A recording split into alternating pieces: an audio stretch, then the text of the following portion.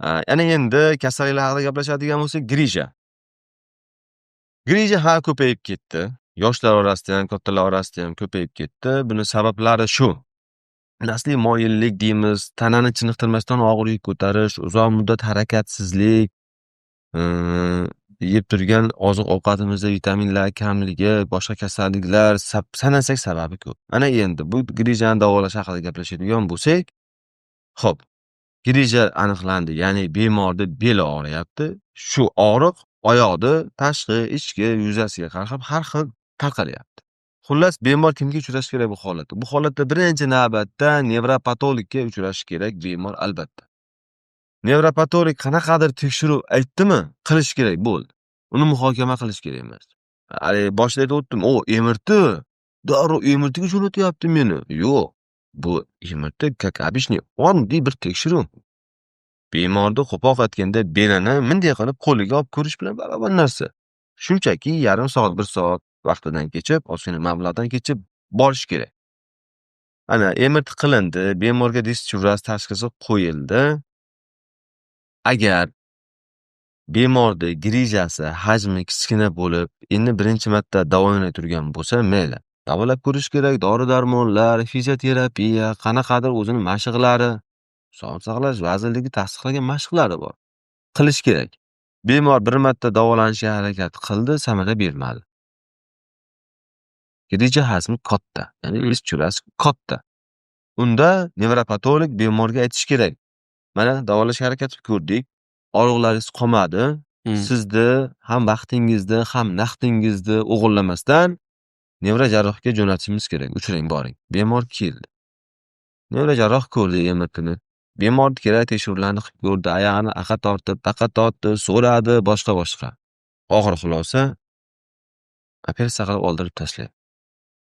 Bemorlar aytadi, doktor, qanaqa usulda oldirib tashlaganim ma'qul? Mendan so'raydi shaxsan. Men ko'proq lazer deydi, ya'ni endoskopik usulda olish. Ikkinchi usul bu an'anaviy ochiq usulda olish. Farqi nimada, doktor deydi. Farqi birinchi navbatda bemorga bo'ladigan travma. Xirurg odam nimadan qo'rqadi operatsiya vaqtida? Qonashdan qo'rqadi. Qonamasa qo'rqmaydi hech kim. Qonashdan qo'rqadi. Qon bu zarur narsa. Endi agar ochiq usulda gaplashadigan bo'lsak, bemor operatsiya ochiq usulga rozi bo'ldi, operatsiya stoliga yotdi. Bu yerda ochiq usulda menga yoqmaydigan ikkita tomoni bor. Birinchi tomoni bemorda shu operatsiya vaqtida qon yo'qotish natijasida to'qimalar qon ichida bo'ladi. Ishlashdagi qiyinchilik. Ikkinchi menga yoqmaydigan tomoni bemorning tanasiga yetadigan travma. Beldagi katta chandiq, mushaklarda kesilishi, umurtqalarni bir-biriga bog'lab turgan, sodda aytsam, poylarni kesilishi, umurtqa ravog'ini video davomida bir ko'rinishda qo'yib ketamiz. Ma'lum bir qismini olib tashlanishi, ya'ni umurtqaning mustahkamligi buziladi. Chandiqlanadi, qon yo'qotadi. Endi endoskop haqida gaplashadigan bo'lsak, bemorga bo'ladigan travma kam. Xalq tushunish uchun aytaman, 5lik shprisda qonashi mumkin. Rosa qonasa. Bo'lmasa 10lik shprisda qonaydi. Suyakka mustahkamligiga ta'sir yetmaydi. Jarroh ishlab turgan vaqtida katta ekranda o'zi asli ingichka nervni manamcha turbada ko'rib turadi, to'qimalarni ishlash qulay. Bemorlarning keyin tiklanishi ham qulay. Endi shu yerda esimda bordi bir narsa aytib o'tay. Bemorlarimizga, doktor, meniki urg'ochimikin, erkagimikin deydi. Bu noto'g'ri savol. Urg'ochi erkak bo'lmaydi grija. Qaytalanishini nazarda tutib aytadi. To'g'ri, qaytalaydi. Shuni biling, siz ochiq usulda, yopiq usulda Amerikada qildirasizmi, Xitoyda borib qildirasizmi? Dischurrasi qaytalaydi. Bu normal holat. Bu bemorda ham, shifokorda ham ayb emas. Buni to'g'ri tushunishlari kerak. Qaytalaydi. Nimaga? Bemorlarimiz bilan doktorlarning o'rtasida ko'p konflikt, tushunmovchilikni kelib chiqishining asosiy sabab birinchisi, shifokor bemorga uni dardi haqida to'g'ri yetkazib olib bera olmaydi, tushuntira olmaydi. Ikkinchidan, bemorlarimizda bu bilimi yo'qligida o'ylaydi. Bo'ldi, beli og'riyapti. Bel nimaga og'riydi deb yozib ko'rsin, xudo insof berdi. Shunchaki yozib ko'rish kerak. Internetga yozib ko'rish kerak. Hozir zamon tezlashib ketdi. Ilgarigida qangi именно belida og'rig'ida o'qish uchun bir kutubxonaga borib bitta kitob topib kelish kerak emas. Shunchaki telefonga yoziladi. Bo'ldi, tamom. Ma'lumotga ega bo'ladi. Keyin u shifokor bilan ishlashi oson bo'ladi. Oson bo'ladi. Men aytaman, har doim aytaman. Keling, men sizga dardingizni tushuntirishdan oldin men sizga anatomiyani tushuntirib beray deyman. Siz belingiz haqida tushunchaga ega bo'ling. Mujojlar bilan ko'rsataman, kerak bo'lsa kompyuterdan ochib beraman rasmlarni. Mana sog'lom joyi, kasal joyi olsa bunaqa bo'ladi, olmasa bunaqa bo'ladi. Doim aytaman bemorlarga. Sizda dard bor, u grijami, stenozmi, umurtqani sinishimi, u yerga temir qotirish kerakmi, ya'ni TPF, transvitikulyar fiksator. Qotirish kerakmi aytaman. Siz doim qildirmasangiz topadigan zararingiz 10 ta bo'lsa, operatsiyadan topadigan zararingiz bitta. Bitta. Doim o'sha mutaxassis tavsiya qilgan usul bemorni foydasiga ishlaydi.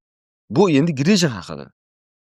Shu biznikida operatsiyaga bemorni olasiz, stolga положение, ya'ni holat berasiz, shunday belini ochsangiz, bel xarit bo'lib ketgan bo'ladi. U yerda zulukli tishi ham bor, urgan bolg'ani izi ham bor, hijomani izi ham bor, qanaqadir kuydirilgan paxtani izi ham bor. Hamma yo'q topiladi u beldan.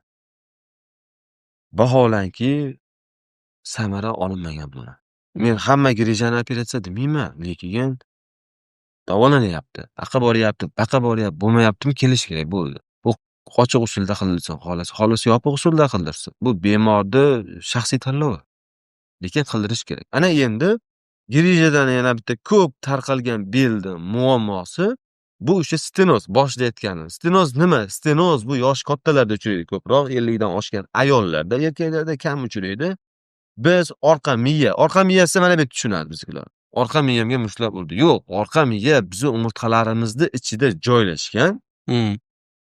Shu miyamizdami? Ta'sir qiladimi? Albatta. Umurtqalar hammasi birgalashib bitta turbani hosil qildi. Tasavvur qilaylik. Shu turbani shu sariq boylamlar, ya'ni sariq poylarda o'sib ketishi natijasida kanalda umurtqa orqa miya kanalini torayib qolishi natijasida stenoz kelib chiqadi. Bunaqa bemorlar shikoyat qiladi. Men 50 metr yo 100 metr yurganimdan so'ng belimdagi, oyog'imdagi og'riq sababli o'tirib olgani joy qidiraman. Joy qidirib qoladi. Yurib ketyapti, joy qidiradi. Bo'ldi, tamom.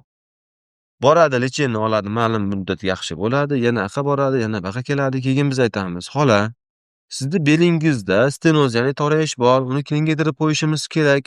Xohlasangiz ochiq usulda, xohlasangiz yopiq usulda. Bo'ldi. Yana aytadi, doktor, biz maslahat qilib kelaylik. Aytdi, maslahat qiladigan narsa yo'q. Bo'ldi, mutaxassis aytdi, ko'ylak ko'targan shifokorda operatsiya qildirish kerak.